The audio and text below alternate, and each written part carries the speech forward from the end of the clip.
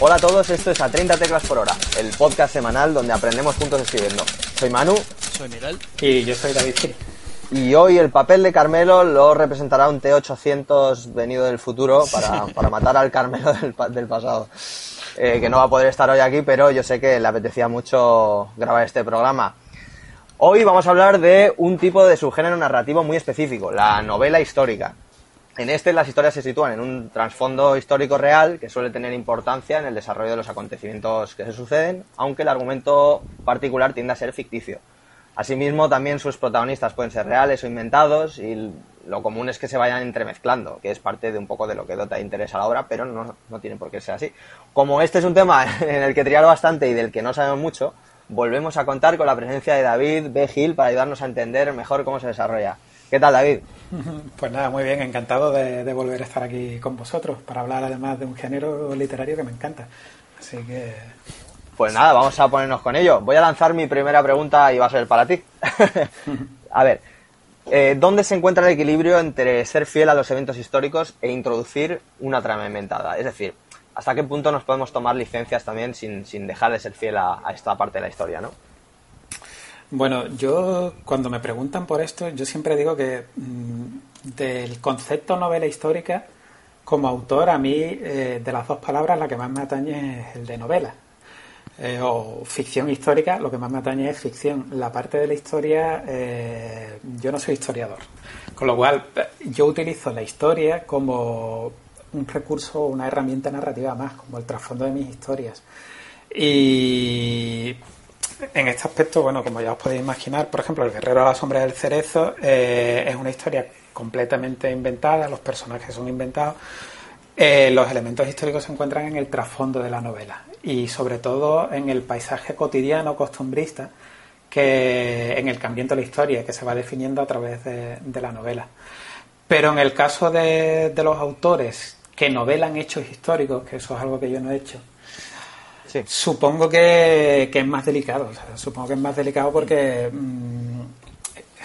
estás creando ficción al fin y al cabo, pero claro, no puedes, o sí puedes, ¿no? Porque, por ejemplo, Quentin Tarantino, Malditos Bastardos, coge y subvierte los acontecimientos históricos y mata a Hitler en un cine de París, por ejemplo, ¿no? Bueno, lo puedes hacer.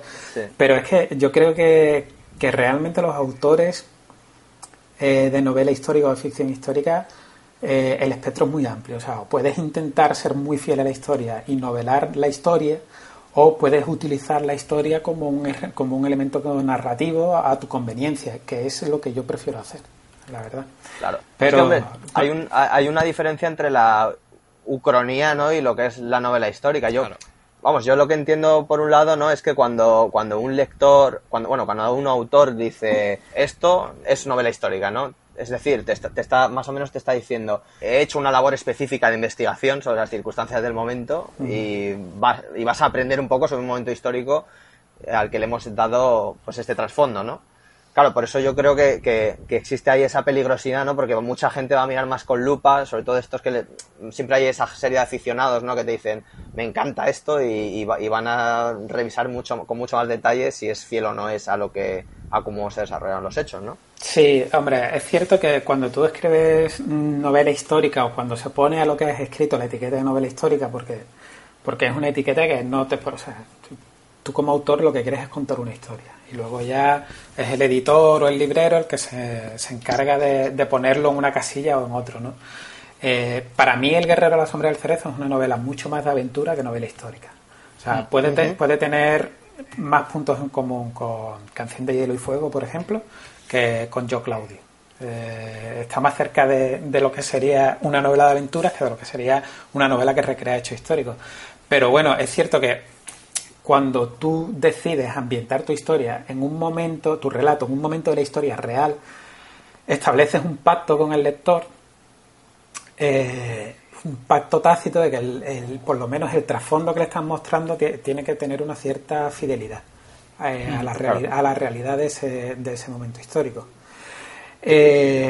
Pero tal como yo lo veo, a mí ese pacto no me ata completamente. No es tal, ¿no? No me ata del todo. O sea, es cierto que la mayor parte de las cosas que muestro, además hice un trabajo de investigación bastante profundo para ello, sobre todo para que el costumbrismo que se ve en la novela, que se recrea en la novela, fuera una imagen muy fiel de lo que era el Japón feudal de aquella época, pero no permito que eso interfiera en la historia que quiero contar. Es decir, si hay algún elemento que a mí me interesa y que no es muy fiel históricamente, pero narrativamente me interesa mucho, yo le voy a dar prioridad a ese elemento narrativo que me interese, aunque esté cometiendo un gazapo.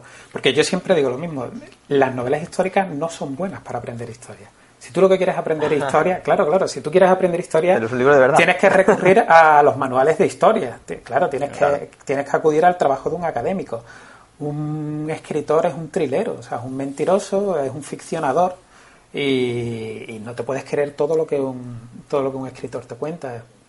Sí, sí. Hombre, yo según lo veo, ¿no? Es que un poco, cuanto más se respetan estos cómo y porqués más generales acerca de los eventos históricos que han sucedido, más o menos uno puede introducir toda la ficción que quiera, ¿no? Siempre y cuando, pues eso, más o menos esté bien atado, siempre que la historia particular sepa cerrarse a sí misma sin que esos eventos a lo mejor puedan influir, ¿no? Al conflicto superior o el externo, ¿no? Al panorama, al gran, no sé, a la fotografía, ¿no? En general, digamos, haciendo que los lectores piensen, si esto se hubiera ocurrido, la historia no hubiera sido así, o esto no, o esto no podría haber ocurrido, ¿no? Como dice mucha gente.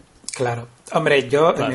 En el caso del Guerrero, los acontecimientos, lo tuve fácil en el aspecto de que los acontecimientos históricos a los que hago referencia están siempre en el paisaje de fondo. Los personajes lo mencionan porque afecta de alguna manera a su vida.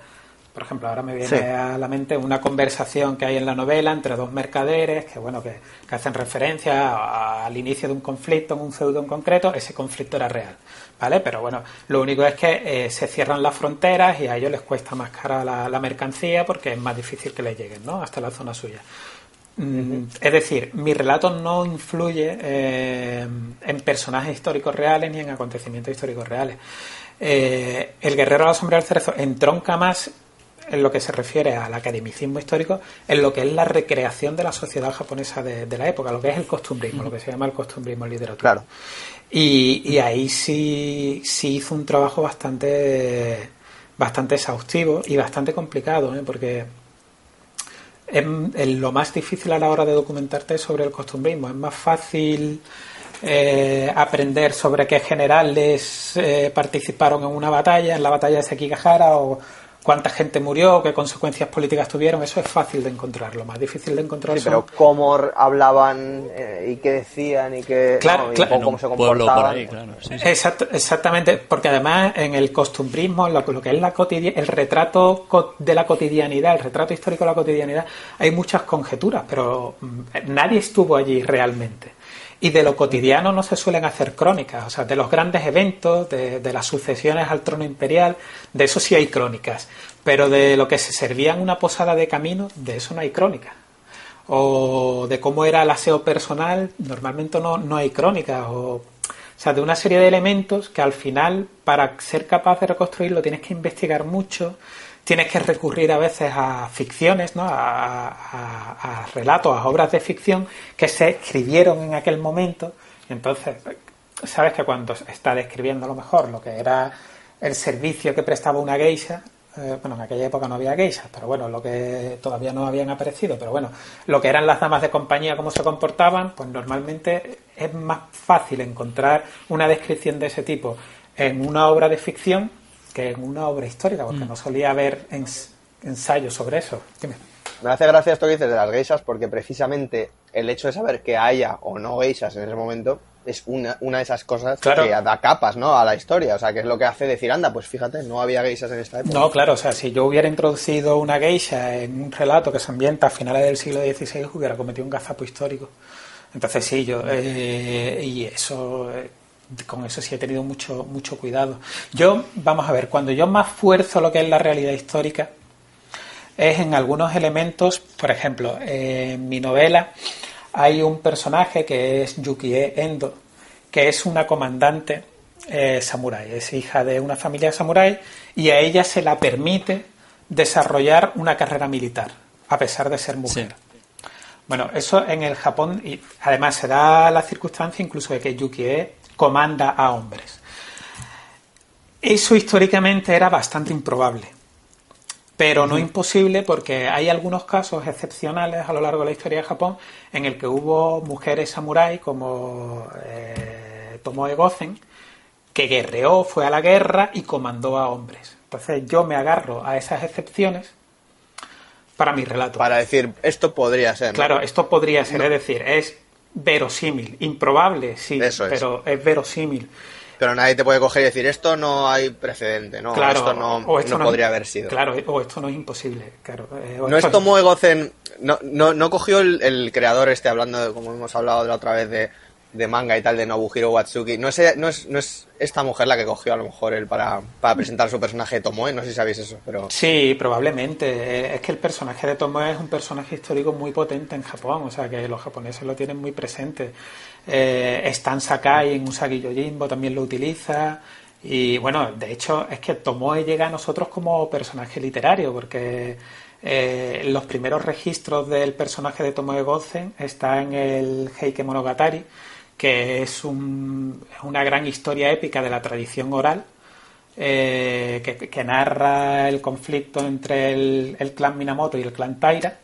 Es como el cantar Dicen que es la primera novela, ¿no? O algo así. No, la primera novela de la historia es el Genji Monogatari, pero esa es más antigua que el Heike Monogatari. Eso, el Genji. El Genji Monogatari lo escribe una cortesana de la corte imperial japonesa, y ahora mismo no voy a decir época porque no me acuerdo, pero es más antiguo que el Heike Monogatari. Se considera que es la primera novela de la historia, y la escribe una mujer, por cierto, para que nos demos cuenta también de que, a pesar de que se suele decir, porque es cierto, que la sociedad japonesa era muy machista, como lo eran todas las sociedades pretéritas, lamentablemente, la mujer sí tenía una serie de papeles y de competencias. Por ejemplo, las mujeres se podían divorciar, que en la sociedad occidental de aquella época eran cosas impensables realmente.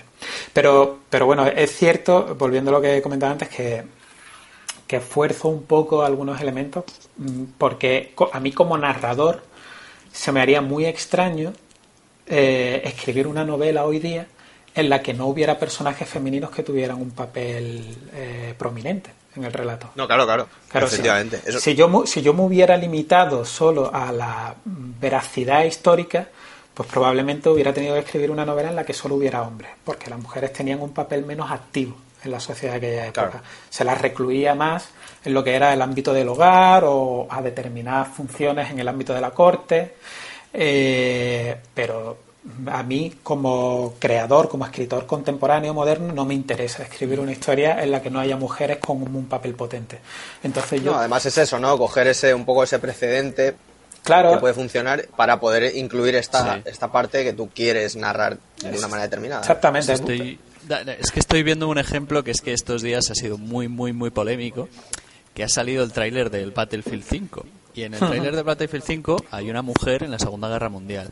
Y entonces se ha creado el hashtag #NotMyBattlefield, porque venían a decir que esto era históricamente incorrecto, porque claro, como iba a haber una mujer en la Segunda Guerra Mundial, que sí las hubo y muy buenas, por cierto. Sí, claro. Pero la gente se ha vuelto ahí un poquito loca, y claro, hay mucha gente que te está diciendo, tío, a mí esto es un videojuego, no te olvides de esto, es un videojuego.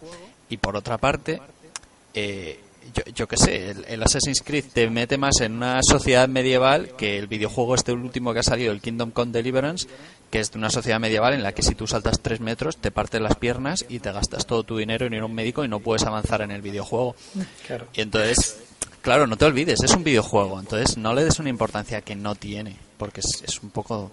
Claro, es que a veces se aplica una lupa sobre obras de ficción como si fueran obras académicas y no lo son. Claro, es un error. Es cierto que hay que alcanzar cierto compromiso a medio camino entre la libertad creativa, ¿no?, del autor y la veracidad histórica. Si el autor quiere, puede intentar alcanzar ese compromiso. De todas maneras, en el caso de Battlefield, al final, un autor documentado siempre puede rebatir gran parte de estas críticas, porque la gente que dice, no, es que no había mujeres combatiendo en la Segunda Guerra Mundial. Bueno, es una visión etnocentrista norteamericana. No había a lo mejor mujeres enroladas en el ejército norteamericano, pero hubo muchas partisanas en la Segunda Guerra Mundial. Sí, ¿no? sí, Y por que supuesto. además el escritor yo creo que también debería estar un poco preparado para eso, ¿no? A veces, para que estas cosas que uno se huele, que le van a rebatir, Sí. pues para decir, pues mira, pum, pum, ahí tienes un Sí, enlace, a leer. claro, o sea, a lo mejor es cierto que las leyes norteamericanas no permitían a las mujeres enrolarse en el ejército en aquella época, pero sí hubo partisanas en Francia, las hubo en Italia, las hubo en Grecia, las hubo en muchos sitios, luchando en el frente, en primera línea. Y aquí en España tuvimos también a las Rosas de la República, las Rosas Rojas de la República, que también fueron a la guerra con sus fusiles. Es decir, es mentira que no hubiera mujeres batallando. Incluso en el Japón feudal se sabe que hubo mujeres que... Es que es por lógica, de todas maneras, porque este tema me han preguntado mucho, como tú dices, Manu, es un tema que ya sabes que te va a surgir, ¿no? Te va a venir la gente, ¿no? Claro, que te van a decir, oye, mujeres samurái, mujeres combatiendo. Bueno, para empezar, todas las mujeres de casta samurái eran samurái, todas. Porque samurái era una casta social. Sí, no es un guerrero no en sí, solo o sea, un tío, el guerrero no es parte del samurái. Claro, es decir, es cierto que era una élite militar, que era la que gobernaba la sociedad japonesa, pero las mujeres de casta samurái eran samurái y todas recibían un entrenamiento marcial, todas. Lo que pasa es que llega un momento en el que se las recluye en el hogar, ¿vale? Es cierto que las mujeres samurái, en las familias, en las casas de familias samurái, había una naginata cruzada sobre la puerta de entrada, que la naginata era la lanza que utilizaban, las lanzas estas de hoja curva que utilizaban las mujeres, con las que entrenaban las mujeres, por si surgía la necesidad de defender el hogar familiar, ellas salían, cogían la naginata y salían a defenderlo. Es decir, no eran mujeres que no tuvieran contacto con las artes marciales o con la profesión militar. O sea, ellas estaban entrenadas para ello. Y yo siempre hago la misma reflexión. Si a ti llega un feudo, tú tienes que defender tu territorio de una invasión enemiga y tú sabes que si el enemigo conquista, ocupa tu feudo, os va a pasar a todo a cuchillo, va a violar a tus mujeres, va a matar a tus hijos, tú no recurres a todos los recursos defensivos que tiene, a toda la gente capaz de combatir que tiene en ese feudo. Niños, ancianos, pones a quien puedas, claro. Claro, si tú tienes a la mitad de la población, que son las mujeres, que han recibido entrenamiento marcial durante muchos años de su vida, en una situación desesperada, ¿tú no la vas a utilizar para defenderte? Claro, por supuesto que sí. Por supuesto que sí. De hecho, es lo que hablábamos antes, ¿no? Lo que comentabas tú de que hay que ser lógico también, de decir, hombre, es que esto tiene todo el sentido, ¿sabes? Claro. Es estratégico. Claro, tienes que aplicar la lógica, pero además es que te das cuenta de que aunque en las crónicas de la época se obviaba el papel de la mujer en la batalla, ahora hay descubrimientos arqueológicos que se encuentran que cuando han hecho análisis de ADN a fosas comunes en campos de batalla, pues todas las que estaban enterradas ahí eran mujeres. Claro. Entonces ahora se está empezando a descubrir, hay muchos historiadores japoneses que están empezando a decir, oye, es que puede que lo que contaban las crónicas de la época no fuera cierto, es decir, que las crónicas de la época ocultaran el papel de la mujer en la batalla, pero que realmente se las utilizara en el frente de batalla. O sea que hace un año como dato histórico también, un guerrero vikingo mítico también, creo que era danés, hicieron el análisis de ADN y resulta que este guerrero de las crónicas no sé qué es una mujer también. Hala, ya lo tienes. Claro, es que la historia no está cincelada en piedra. La historia, bueno, una parte de la historia sí está cincelada en piedra, pero la historia también se va reescribiendo, porque claro, vamos descubriendo nuevas cosas. Con lo cual, cuando acusan a un autor de infidelidad histórica, bueno, hay que ponerlo siempre mucho entre Tienes comillas, que estar ¿vale? muy seguro, para soltar una acusación así, hay que ser un gran conocedor, yo creo. Claro, pues de todas maneras, bueno, es cierto que la historia también se ha aficionado mucho. Sí. Y que ha llegado hasta nosotros, por ejemplo, la visión del samurái que tenemos aquí en Occidente y que tienen los propios japoneses, es una visión muy romantizada de lo que era el samurái. Sí, porque eran, a ver, hablando en plata, eran bastante cabrones. O sea, sí. Con respecto, es una jerarquía realmente, ¿no? Y de hecho esto se ve muy bien en las películas estas como, joder, ¿cómo se llamaba? La trilogía esta de la espada, no sé si sabes cuál te digo, La sombra de la espada o algo así se llama. Ahí te explica, bueno, se ve muy bien cómo funciona la casta samurái y una de las historias de hecho va sobre sobre este tipo que ha caído en un poco en la miseria, pues no tiene dinero a pesar de ser samurái, es un samurái de clase baja. Las de Yoji Yamada, dices tú, la de Twilight Samurai. Esa, justo, el samurái del ocaso, ¿no? Esa es genial y te explica muy bien, se ve que incluso dentro de los samuráis, o sea, ya para con las clases más bajas ya hay discriminación, pero incluso dentro de los propios samuráis hay mucha discriminación también, ¿no? Dependiendo de la familia. Sí, claro, dentro de la propia, ellos, vamos, eran una sociedad jerarquizada porque la sociedad japonesa de la época giraba en torno a la organización confucionista, por Confucio, que estableció lo que era la organización ideal, ¿no?, de una sociedad, y los japoneses lo asimilan, o sea, ellos lo que utilizan es el estrato de castas del confucianismo, y dentro de cada casta también había estatus, por supuesto que sí, vamos, era un estatus en función del estipendio que tuviera, el número de kokus que tuviera de estipendio. El koku es una unidad de medida que establece, se considera que un koku es la cantidad de arroz que necesita un hombre adulto para sobrevivir un año. Pues en función del número de kokus que tú tuvieras de estipendio, estabas en un nivel de la escala o en otro. Mayor o menor, ¿no? Claro. Claro, entonces, sí, era así, pero es gracioso porque yo me lo encuentro mucho a través de redes sociales y esto, de gente que te viene y te dice, no, porque es que los samuráis eran unos cabrones y tenían esclavizado al campesinado, porque vosotros lo que estáis vendiendo. Y cuando tampoco es eso, ¿no? Claro, no, pero me acusan de esto y digo, tú no te has leído la novela. O sea, porque, claro, exactamente, te das cuenta de que la gente que viene a criticarte eso es gente que realmente no se ha leído El guerrero en la sombra del cerezo, porque yo lo que he hecho es un esfuerzo, además, un ejercicio bastante consciente de desmitificar lo que era la casta samurái. Es más, es una de las pocas novelas o historias de ambientación japonesa feudal en la que los protagonistas, los personajes, no son solo samuráis, que a veces parece, cuando ves una película o lees una novela, únicos, claro, que sean los únicos. Los samuráis eran un 10% de la sociedad japonesa de aquella época. Pero había muchísimos campesinos, había guerreros ashigaru, que eran la soldadesca que iban a batallar, que no recibían ningún honor ni gloria militar porque eran campesinos a los que se armaban levas, le daban una lanza y a batallar. Pues te muestro lo que era un ashigaru, te muestro lo que era la vida de los mercaderes de aquella época o cómo vivía un médico ambulante. Entonces, y te muestro también que los samuráis no eran esos caballeros andantes de ideales super nobles porque no podían serlo.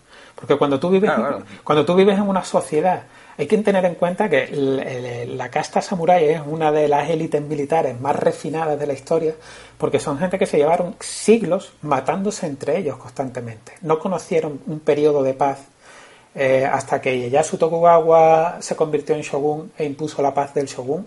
Los samuráis se mataron entre ellos durante siglos. Entonces, claro, ellos elevaron el arte de la guerra, la técnica militar, pues a un nivel de refinación y de crueldad que no tenían otras sociedades más pacíficas.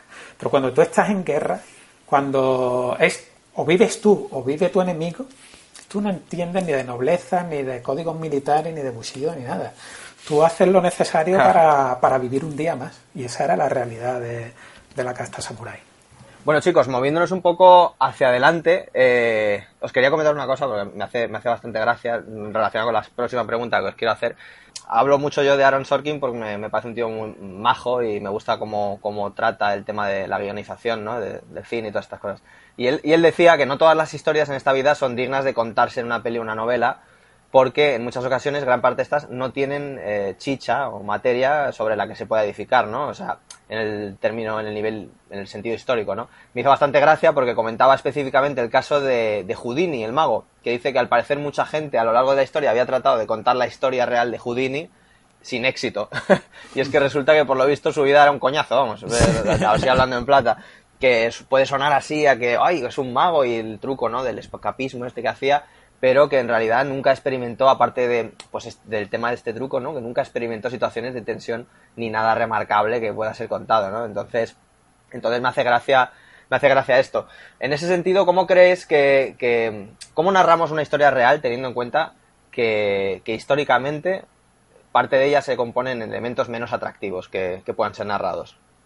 Yo es que creo que la elección del relato es lo primero que tiene que hacer, o sea, de la historia que quieres, una buena selección de la historia que quieres contar es lo primero que tiene que hacer un autor. En el otro programa comentábamos que hasta que un autor no debería empezar a trabajar en su novela hasta que no tenga una historia que le entusiasme. O sea, una premisa, una idea inicial que le entusiasme y por la que sienta la suficiente pasión como para poder hacer esa travesía en el desierto que es la escritura de una novela, que es un proceso muy largo, muy solitario, que te puede llevar varios años.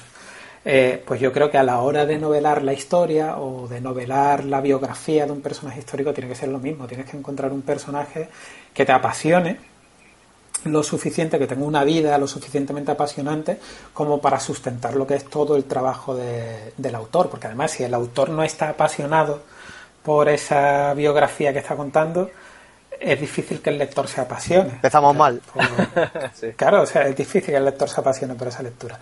Entonces, lo que dice Aaron Sorkin, si Houdini no tiene chicha, ¿no? Si el personaje de Houdini no tiene chicha, aunque tenga mucho marketing detrás, pues si no tiene chicha a lo mejor que contar, pues a lo mejor es que no hay que contar, no hay que escribir una novela, ni hay que hacer una película sobre Houdini. Además, eso llega también, por ejemplo, yo creo que el último... ¿Hay equívocos? Sí, porque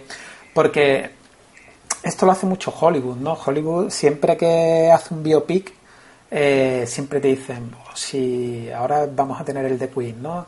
Lo único más grande que su música era su vida, ¿no? Su historia, ¿no? Sí, exactamente, era su historia con el de Freddie Mercury. Hombre, yo creo que sin haber leído yo la biografía de Freddie Mercury tiene pinta de que sí, ¿vale? Tiene pinta de que sí. Sin embargo, tenemos un biopic que además firmado por Aaron Sorkin, que es el de Steve Jobs, que Steve Jobs es uno de los personajes que más marketing, me refiero a su persona, ¿no? Que más se ha mitificado en las últimas décadas, pero bueno, luego cuando tú lees lo que es sobre Steve Jobs, pues parece que era un tío bastante antipático, que era bastante despótico, ¿no? Te planteas cosas como que además eso es una cosa que me hace mucha gracia, ¿no? Porque Steve Jobs le dijo a su ingeniero, tenéis que hacerme un móvil con un solo botón, tenéis que conseguir hacer un teléfono en el que se pueda hacer todo con un solo botón. Y como un gran hito, ¿no? Tecnológico. Bueno, el hito será el de los ingenieros que lo consiguieron. Claro, no solo el suyo. no el del tío que pidió casi un imposible. Es que le hicieron un botón, es que te puedes pedir cualquier cosa. Claro, tú puedes pedir, o sea, a lo mejor la historia está en los ingenieros que tuvieron que enfrentarse a ese conflicto, ¿no? A la ocurrencia de su jefe. Por eso, por ejemplo, me gusta muchísimo más Halt and Catch Fire, que es una serie sobre tecnología, que a mí y pioneros de la tecnología de la informática, que me parece muchísimo mejor que el biopic de Steve Jobs que describe Aaron Sorkin. Que además, él, como realmente tampoco tenía una historia súper apasionante, lo que hace Aaron Sorkin es contarte una conferencia de Apple en 2 horas. Y No, él hablaba mucho de eso, ¿no? Que hizo entrevistas, que tal, porque claro, tienes que sacar de donde no hay, en libros de historia no vas a encontrar a este hombre, entonces él habló con la hija, él sobre todo se basó en las relaciones interpersonales, ¿no? Que tenía. Pero porque a mí no me fascina nada este personaje. Claro, pero porque porque cuando murió Steve Jobs hubo una mitificación en las redes sociales y en internet del personaje Steve Jobs y Hollywood decide aprovechar ese tirón para hacer una película. Pero si vamos a hablar de hay 2 o 3 películas, ¿no? Está la de... Sí. Una malísima, porque es la de Aston Kutcher, pero la de Aaron Sorkin es la otra, ¿no? La de... Con Fassbender. Fassbender. La de Fassbender. Pero volvemos a lo de antes. Es un producto mucho mejor y mucho más redondo como producto narrativo, Halt and Catch Fire, que es una historia que se podría considerar ficción histórica, ¿no? Porque lo que están haciendo es ficcionar los orígenes de la informática de consumo en Estados Unidos. Aprovecho, si no habéis visto la serie Halt and Catch Fire, recomiendo muchísimo que la veáis. Lo que hacen es, con unos personajes ficticios, ficcionar el origen de esta informática de consumo, pero claro, al poder crear esas historias y al poder tener total libertad para crear el conflicto de esos personajes, el conflicto interno y externo al que se enfrentan esos personajes, resulta muchísimo más interesante que un biopic sobre Steve Jobs, que como estás atado por lo que era la realidad de ese personaje, además un personaje muy reciente, con lo cual te da menos flexibilidad a la hora de inventarte aspectos de su vida, pues el biopic resulta, a mí me resultó mucho más aburrido, mucho más frío y más plano, y aprendí mucho menos sobre lo que era la informática de aquella época que viendo Halt and Catch Fire. Estoy pensando en el caso de... Bueno, me leí un libro y es posible que hagan un biopic también sobre Tolkien, de cómo cómo él luchó en la Primera Guerra Mundial, estuvo ahí 3-4 años, y cómo a partir de ahí se inspira para El Señor de los Anillos, ¿no? Por ejemplo, la Ciénaga de los Muertos en realidad es la tierra de nadie entre los dos bandos y tal, ¿no? Y entonces dices, ostras, es que es un tío que aparte de haber creado la novela que ha creado, es que estuvo en la Primera Guerra Mundial metido ahí, estuvo a punto de morir y, joder, de ahí puede sacar mucho, claro. Houdini, por ejemplo, hasta donde yo recuerdo, murió porque le dio por apostar contra un universitario a ver si le ganaba un combate de boxeo y el universitario le pegó un puñetazo y le mató. Entonces, claro, una muerte tan random, meterla de repente... Y poco épica. Claro, al final de una historia, sin un contexto, es que es absurdo, es que... Si no tiene también los a veces elementos... es saber seleccionar un poco, ¿no? Lo claro. que se está contando. O sea, si sabes que la muerte ha sido lamentable, pues eso no lo incluyes. Claro, pero es que si no tiene elementos, no tiene el contexto, es que... Bueno, otra peli que ha salido hace poco que es la hostia para ver eso de no la diferencia entre lo que es la realidad y lo que te cuentan es la de esta de Greatest Showman. A mí me ha hecho mucha gracia. La de Hugh Jackman, esta. Que es un musical. Sí, la del musical. Y sale Zac Efron y no sé qué. Bueno, primero el Zac Efron no existió en la vida real, está ahí metido para que salga él. Luego, además, el tío era un déspota, un explotador de inmigrantes, ¿sabes? De aborígenes, ¿sabes? Unas cosas horribles que hizo hoy en la película. Lo más gracioso es que la película te pone así un poco como que ser raro está bien, ¿no? Como que los personajes secundarios, que es una mujer barbuda, un enano, un tal... Y en el fondo toda la película gira en torno al único personaje que no es raro de todos, que es Hugh Jackman. ¿Sabes? Que es un tío guapísimo y súper alto. Que es un tío guapísimo, que luego un gordo. Canta muy bien. Eso es, que luego en la vida real era eso, era un cabrón y encima eso era un gordo, le ves ahí, era un pedazo... Claro, pero te está contando una historia romantizada, ¿no? Claro, por eso digo que cuando se quiere aprender sobre la realidad histórica no hay que recurrir a la ficción, porque la ficción es muy tramposa. Tienes que recurrir a trabajos académicos y además lo que comentabas antes de la muerte de Houdini. Claro, es una muerte anticlimática desde un punto de vista narrativo. Pero es que, claro, es que la realidad es absurda. La realidad no tiene lógica narrativa. Claro. La realidad no tiene sentido ni tiene por qué haber una gran moraleja en la vida de entonces por eso nosotros le ponemos orden, los escritores les ponemos orden. Sí, pero a mí no me interesa manejar material histórico. Vamos a ver, a lo mejor es cierto que hay un número muy concreto de personajes históricos que sí te dan para novelarlos, ¿no? O para hacer una película. Pero volviendo al tema del Japón feudal, tenemos a Miyamoto Musashi. Miyamoto Musashi es un personaje tan redondo que parece mentira, inventado, es verdad.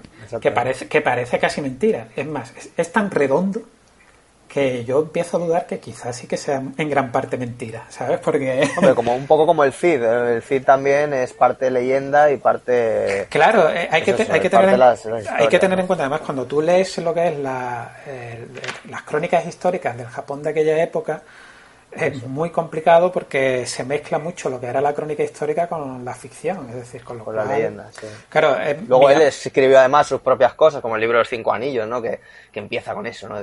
Yo me siento aquí en la colina del año no sé cuántos, después imbatido, ¿no? Tal, después, y con 60 y pico años, y se pone a contar, ¿no? Y habla de las... Claro, en el caso de Miyamoto Musashi sabemos que muchas de las cosas que cuenta es verdad, porque él dejó un libro escrito de su puño y letra, y luego, porque él en su época era una rockstar total. Entonces, sí, él... O sea, buena forma de explicarlo, ¿sí? Sí, es que lo era, o sea, era el Messi, ¿no? En el Japón de aquella época. Y entonces sí sí se sentaban crónicas de sus combates. Pero claro, él al principio se dice que él combatió en Sekigahara, que es la gran batalla, es como el desembarco en Normandía, ¿no? En el Japón feudal. Sekigahara es la gran batalla de aquella época en la que Ieyasu Tokugawa consigue ya controlar todo el país y convertirse en shogun.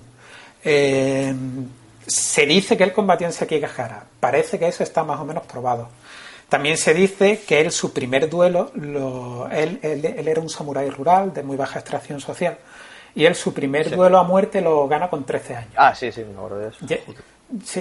Llega un duelista a su aldea, de los que combatían por dinero, que eran samuráis, eran ronin. Una vez que acabó la guerra, pues hay muchos samuráis que se ganan la vida como pueden, como guardaespaldas, como duelistas.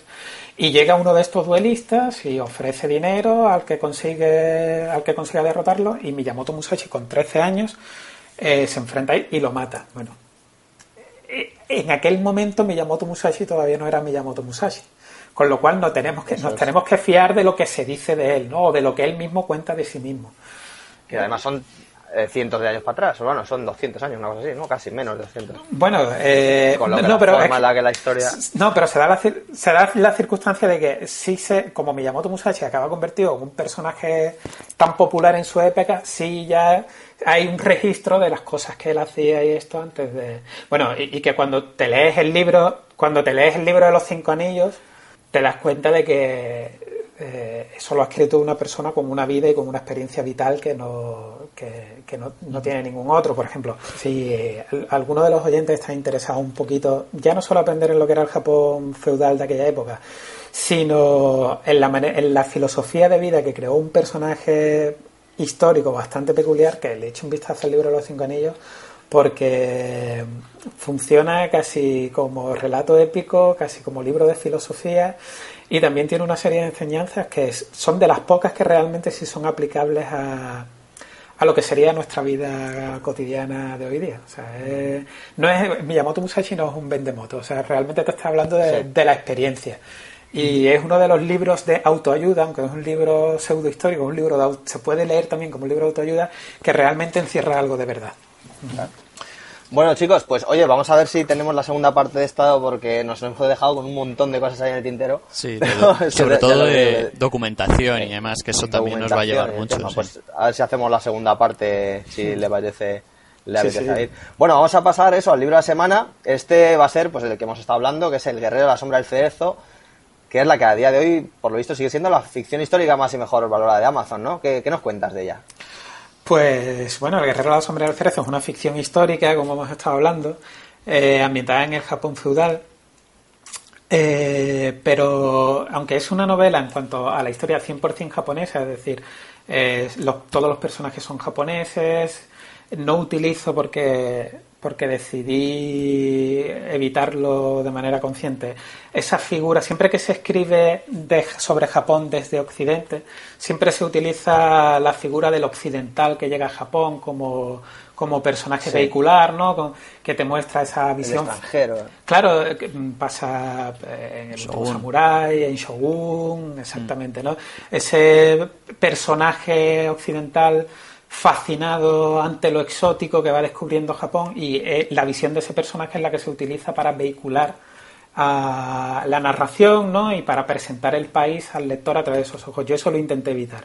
En El guerrero de la sombra del cerezo solo hay personajes japoneses, no se narra el shock cultural ni mucho menos, es una historia muy japonesa en ese aspecto, pero escrita desde los códigos narrativos de la tradición europea de la novela de aventuras, ¿no? Es una novela de aventuras como puede ser las de Alejandro Dumas, o como puede ser la tradición de la novela histórica de aventuras como El médico de Noah Gordon, ¿no? Que se escriben aquí en Europa. Es una historia muy japonesa, escrita de una manera muy, muy europea. Y bueno, parece ser que la mezcla ha funcionado bien. La novela tiene lo que es la propia novela en sí, tiene la historia de que cuando acabé de escribirla no hubo manera de publicarla aquí en España en un principio, porque todas las editoriales estaban las cosas como estaban, ¿no? Sí, los editores lo que decían era que la temática del Japón feudal es muy extraña aquí en este país, escrita además por un autor completamente desconocido, que aunque la novela les gustaba, no era muy arriesgado publicarla. Y por eso fue por lo que decidí ponerla en Amazon a la venta. Y bueno, la novela en Amazon ha funcionado muy bien, muchísimo mejor de lo que yo esperaba. Es la novela histórica más vendida de Amazon España, es una de las 10 novelas mejor valoradas de la tienda. Y un poquito a raíz de este éxito, pues se publica en papel, la publica Suma de Letras en papel, que la publicó el año pasado. Y la edición en papel muy bien, o sea, vamos ya por la tercera edición, y la verdad es que estamos teniendo ha tenido una recepción buenísima. Así que me gusta además contarlo y además me gusta recordárselo a los editores, que ellos no saben realmente lo que va a funcionar y lo que no va a funcionar, porque esta novela consideraban que aquí en España no iba a tener tirón y bueno, al final está funcionando bastante bien, así que... Y cuenta con... tiene como 2 añadidos, ¿no? Sobre unas 2 historias cortas, puede ser, además, basadas en... bueno, tiene para el lanzamiento de la novela, la editorial me pidió que escribiera un relato que se iba a publicar exclusivamente en digital para acompañar el lanzamiento de la novela, que es Shokunin, que es un relato de 40 páginas protagonizada por Ekei Inafune, que es uno de los 2 protagonistas del Guerrero a la Sombra del Cerezo. Es un médico ambulante con una peculiaridad, que es que ha entrado en contacto con la medicina occidental a través de los hospitales que abrieron los misioneros jesuitas, y entonces él decide incluir, ¿no?, a su práctica médica algunas de estas enseñanzas de la medicina occidental. Y Shokunin es un relato protagonizado por este médico que es casi como un pequeño relato de investigación de novela negra, como podría ser uno de Sherlock Holmes, pero ambientado en el Japón feudal. Pues ahí está, recomendado. Muy bien, pues eso ha sido El Guerrero a la Sombra del Cerezo de David Hill. Os recomendamos que lo compréis porque, vamos, a Miki además hizo una reseña en su momento y le encantó. Y yo me lo he empezado y a ver qué tal. Ya te lo comentaré yo, David. Muy bien, perfecto. Muy bien, pues nada, muchas gracias por estar aquí y esperamos tenerte pronto de nuevo, ¿vale? Vale, pues nada, ha sido un placer, muchas gracias por invitarme. Y ya cuando queráis seguir hablando de novela histórica de Japón o de ciencia ficción o lo que sea, aquí me tenéis. Encantados. Seguro, pero eso seguro. Ha sido un placer. Muy bien, pues eso ha sido todo por esta semana. Nosotros terminamos, pero a vosotros os toca poneros a escribir. Nos vemos en la semana que viene en Atenta Teclas por Hora. Muchas gracias. Saludo. Hasta luego, hasta la próxima.